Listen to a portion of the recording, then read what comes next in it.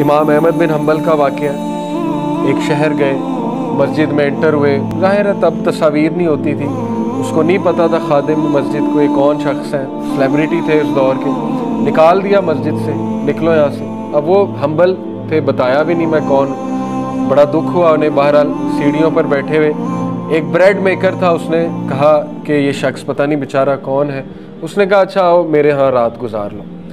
चले गए, देखा कि वो इस्तग़फ़ार बहुत कर रहा है, ब्रेड बनाते हुए, रोटी बनाते हुए। पूछा कि आप बड़ा इस्तग़फ़ार करते हैं? तो कहा कि मैंने सुना है कि इस्तग़फ़ार करने से अल्लाह वो ख्वाहिश पूरी करता है, दुआ कबूल होती है। बड़ा खुश हुए, शख्स नॉलेजेबल है। कहते अच्छा क्या ख्वाहिश है?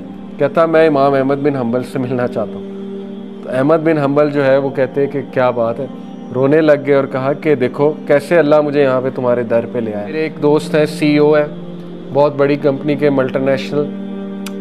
कहते हैं मैंने कोई आज तक हज़ारों लोगों का इंटरव्यू लिया होगा, ये 8-10 साल में, हज़ारों नहीं तो चंद 100 का लिया होगा। बहरहाल कहते हैं कि आज जो नौजवान हम पैदा कर रहे हैं हमारी यूनिवर्सिटीज़, वो पैसे के लिए कुछ भी करेंगे। कहते ये मेरा क्रक्स है, अगर उन्हें अपना दीन भी बेचना पड़ा वो बेच देंगे, अगर कुफर भी इख्तियार करना पड़ा, अल्लाह माफ़ करे बड़े अल्फाज हैं, लेकिन ये कि ये उनका तजज़िया है।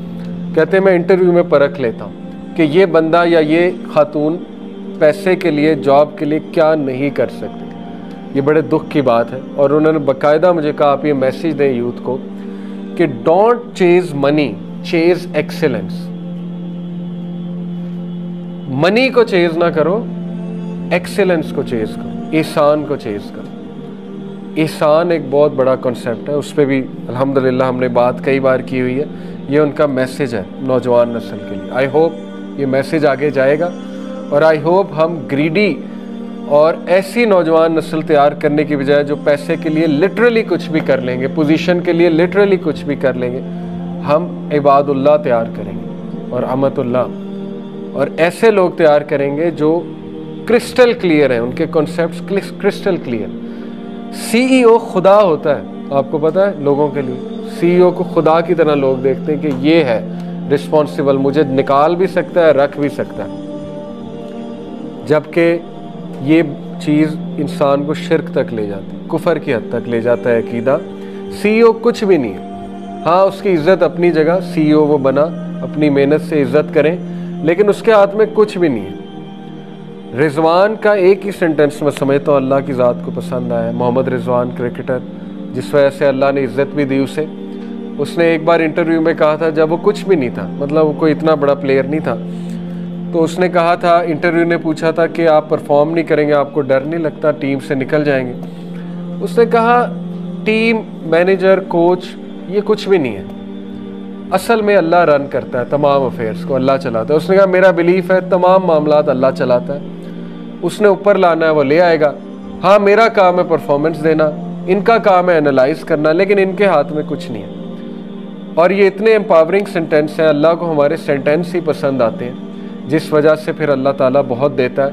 हज़रत ज़करिया का सेंटेंस ही था ना, जब उन्होंने देखा हज़रत मरियम को अल्लाह ताला समर में विंटर के फ्रूट्स दे रहा है, विंटर में समर के फ्रूट, तो मुझे इस एज में औलाद क्यों नहीं दे सकता। असल में इस आयत की तफसीर ये है, मुफस्सिरीन कहते हैं कि इसलिए उन्होंने फिर अल्लाह से दुआ की थी कि अल्लाह अगर तू ये कर सकता है तो मुझे औलाद भी दे सकता। और फिर कहा कि अल्लाह मैं तुझसे मांग के कभी मायूस नहीं हुआ। और यही सेंटेंस अल्लाह को पसंद आया श्योरली, और अल्लाह ने फिर उन्हें दिया।